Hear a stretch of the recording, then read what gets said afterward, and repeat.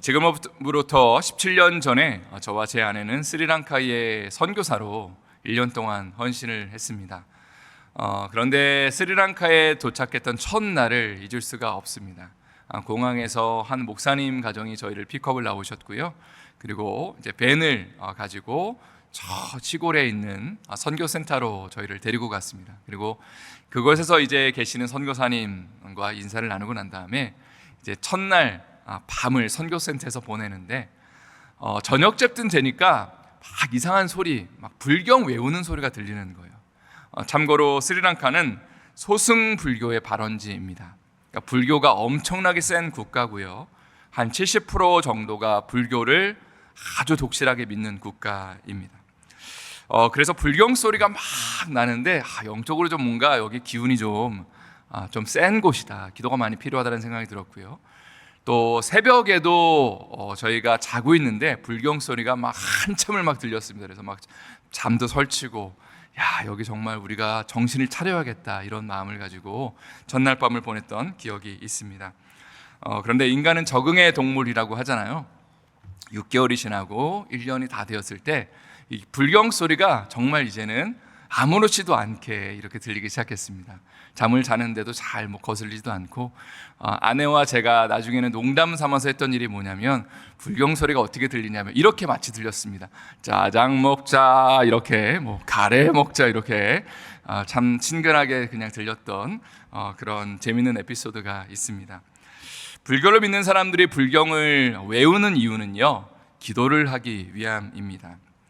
또 이슬람 사람들도 정기적인 기도 시간을 갖고 있는데 하루에 5번을 기도를 한다고 하죠.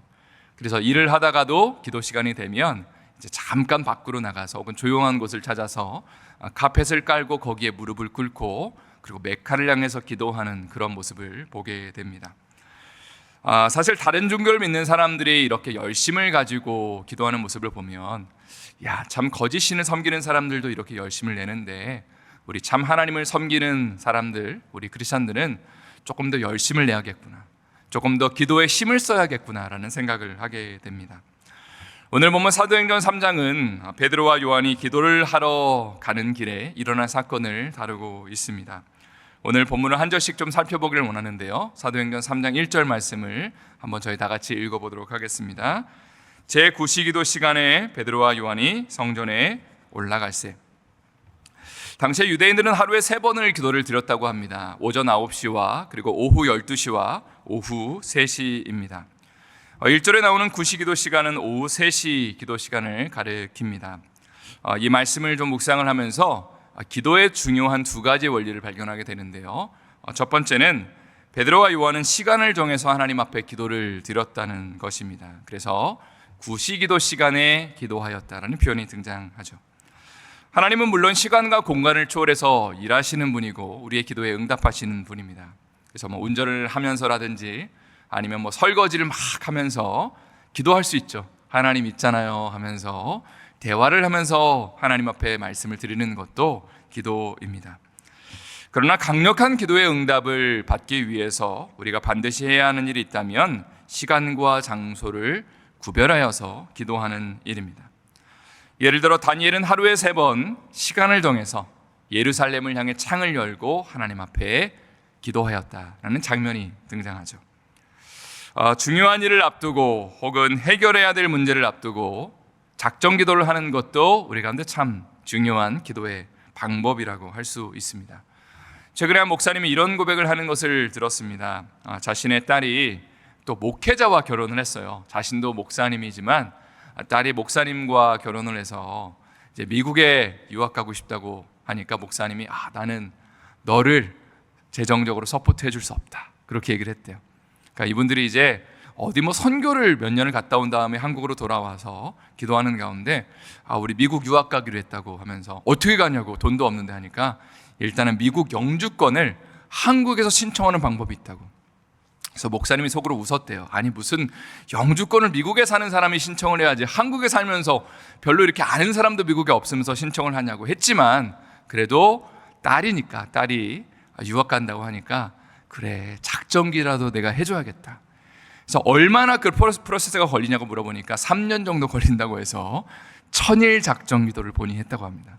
목사님 1000일 동안 막 간절히 기도를 하고 난 다음에요, 3년 정도 시간이 지나서 이제 미국 대사관에서, 한국에 있는 미국 대사관에서 인터뷰를 오라고 해서 인터뷰를 갔는데요, 앞에 있는 사람들이 계속 떨어지더래요. 리젝당하고 보통 리젝을 당하면 여권을 그 자리에서 돌려줍니다. 너 이제 돌아가라고. 그런데 이제 이 신청을 받아준다는 여권을 가져가거든요. 근데 다 계속 여권을 돌려주더래요. 그래서 야, 우리 큰일 났다 하는 마음을 가지고 이 따님의 가정이 이제 영주권 인터뷰를 했는데 어떻게 됐을까요? 붙을 줄 알았지만 여기 떨어졌습니다. 돌아가라고 너도. 그렇게 해서 이게 뭐냐 도대체, 3년 동안 기도했는데, 그리고 이제 돌아가는 길에 문을 딱 나서는데 인터뷰한 사람이 달려왔대요. 그런 일 없잖아요. 그 사람이 딱 달려오더니 내가 생각해보니까 너는 서류 하나만 제대로 다시 들고 오면 해줄 수 있다 하면서 인터뷰 날짜를 다시 잡아줬다고. 그래서 영주권을 받았다고 합니다. 그래서 목사님이 얘기를 듣고 난 다음에, 물론 믿지 않는 사람들은 뭐 우연의 일치겠지라고 생각하겠지만, 이 목사님은 어떤 생각이 들었을까요? 기도하면 되는구나. 안 되는 것도 하나님이 기도하면 되게 만드시는구나 라는 그런 고백을 하셨다는 것입니다. 성도 여러분, 해결되지 않는 문제들, 참 답답한 그런 문제들이 있다면요, 시간을 정해서 우리가 작정하며 기도할 때에 하나님의 선하심과 그 인자하심이 우리의 삶 가운데 넘치는 것을 볼 수 있다는 것이죠. 이러한 은혜와 축복이 우리의 삶 가운데, 가정과 교회 가운데 넘쳐날 수 있기를 예수님의 이름으로 축복합니다. 다시 한번 힘차게요, 예수님의 이름으로 축복합니다. 베드로와 요한이 보여준 두 번째 기도의 방법은요, 함께 짝을 지어 기도하는 것이었습니다. 오늘 본문에서 두 사람은 같이 성전에 기도하러 올라가는 길이었다고 이야기를 하고 있죠. 그리고 그 가운데 하나님의 역사를 경험하였습니다. 사도행전 13장에 보면 안디옥 교회의 리더들이 함께 기도하는 말씀이 등장하는데요, 1절부터 3절의 말씀을 여러분과 제가 함께 힘차게 한번 읽어보도록 하겠습니다. 시작. 안디옥 교회에 선지자들과 교사들이 있으니 곧 바나바와 니게르라 하는 시므온과 구레네 사람 루기오와 분봉왕 헤롯의 젖동생 마나엔과 및 사울이라. 주를 섬겨 금식할 때에 성령이 이르시되 내가 불러 시키는 일을 위하여 바나바와 사울을 따로 세우라 하시니 이에 금식하며 기도하고 두 사람에게 안수하여 보내니라. 내일 주일 설교 때에 조금 더 자세히 나누겠지만 사도행전 13장은 참 유명한 말씀입니다.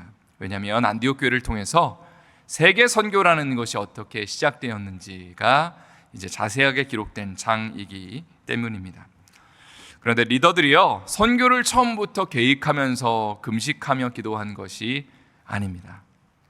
처음에 금식하며 기도했던 이유는요, 그냥 하나님의 뜻을 행하고 싶어서. 하나님, 이 교회가 이제 2000년 전에 안디옥 교회겠죠.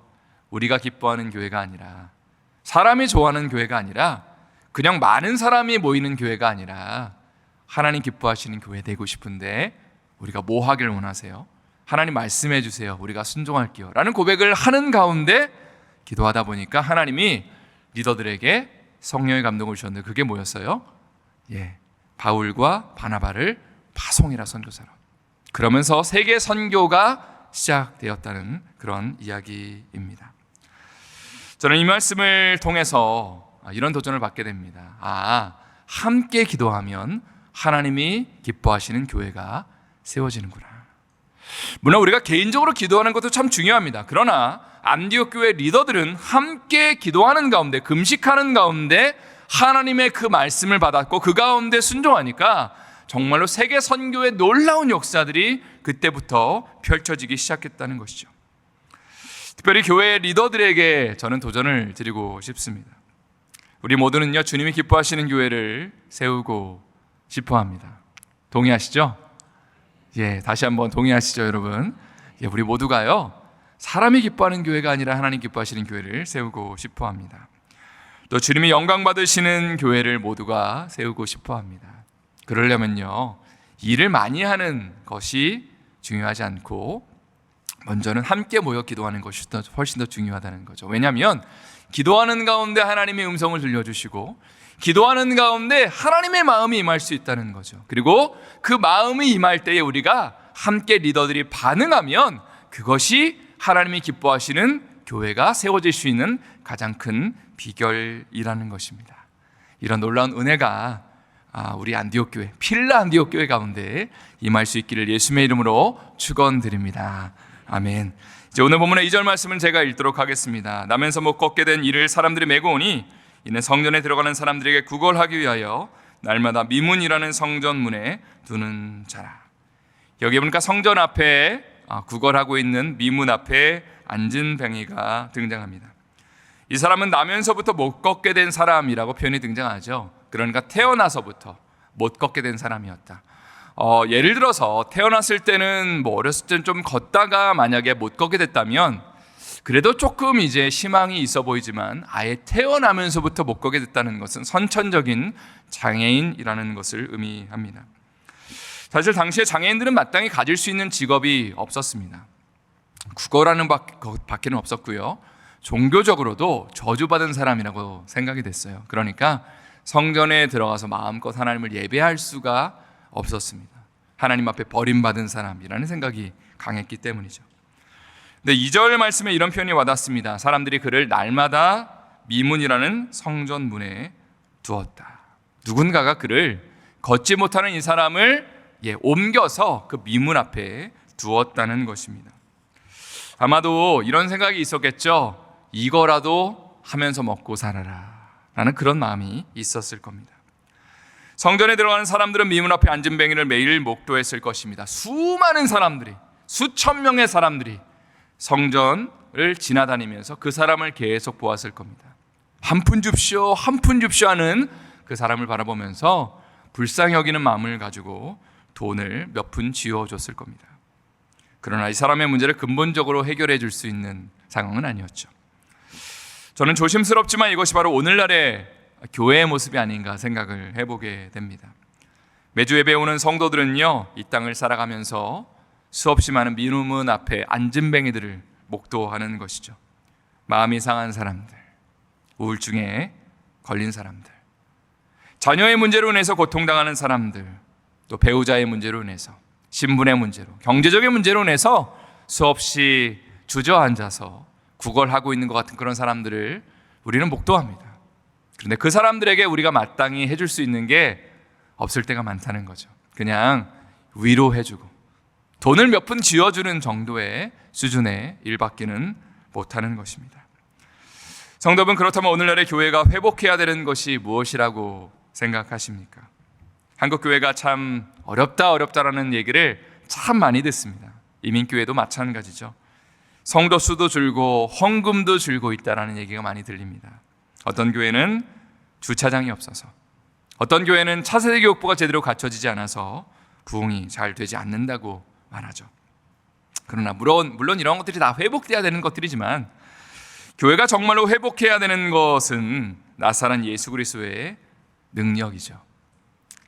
은과 금을 회복하는 것이 아니라 또 건물을 구하거나 사람의 숫자가 많이 늘어나는 것을 구하는 교회가 아니라 예수 그리스도의 능력을 구하는 교회.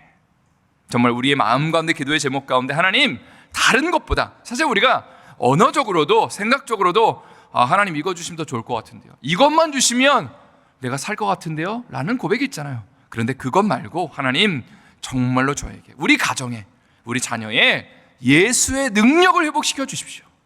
예수님 믿는 그 은혜를 회복시켜 주십시오. 그것만 회복되면 다른 것들은 다 해결됩니다 라는 고백이 우리 삶에 넘치는 이 새벽 될 수 있기를 예수님의 이름으로 축원드립니다. 아멘.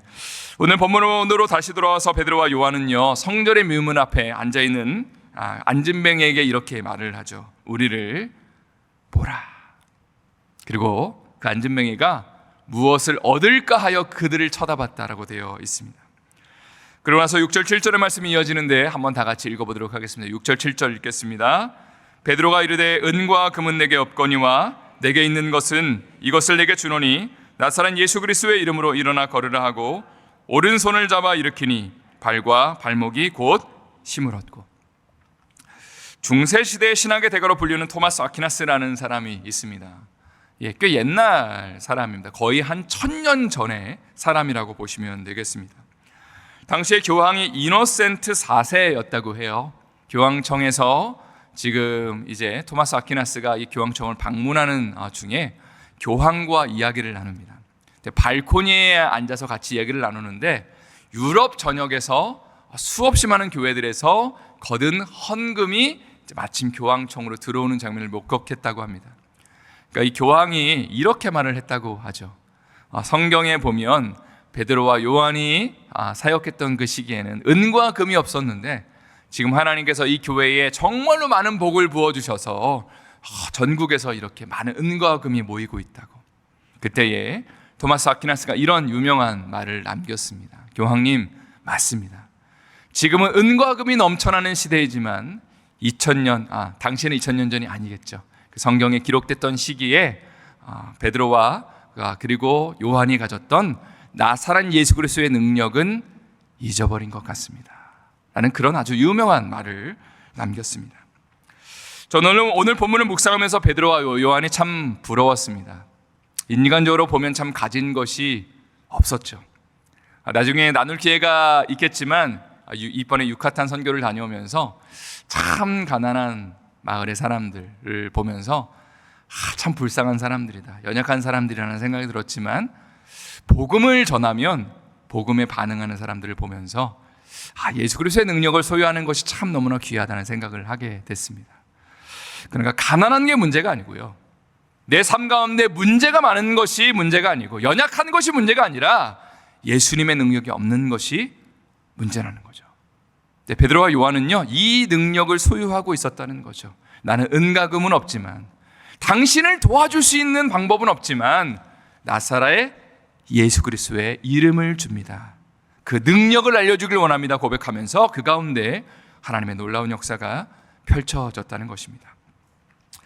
이제 이 말씀을 우리의 삶 가운데 적용해 보기를 원합니다. 조금 더 구체적으로 말한다면 우리의 자녀들을 양육하면서 우리가 무엇을 전수해야 될까를 제가 여러분들에게 도전드리고 싶습니다.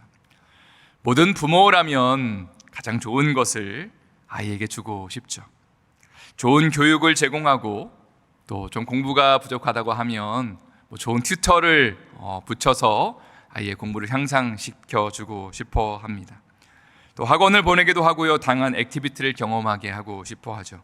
그러나 이 모든 것보다 중요한 것은 예수님을 알려주는 것이 가장 중요합니다. 아이들을 양육하면서 명심해야 되는 한 가지 가장 중요한 사실은 우리 아이들은 고난과 고통을 통해 성장하고 예수님을 만나게 된다는 사실입니다. 오늘 본문에서 미문 앞에 앉은 뱅이는 걸을 수 없기 때문에 예수님의 능력을 경험할 수 있었습니다. 그 사실을 꼭 기억하십시오. 아프지 않았다면, 수십 년 동안 구걸하지 않았다면 예수님을 만날 이유도 없었다는 것입니다. 마찬가지로 우리 자녀들의 삶 가운데 아무런 문제가 발생하지 않는다면, 그저 은과 금을 구하는 인생이 된다면 아마 그들은 예수님을 필요로 하지 않을 겁니다.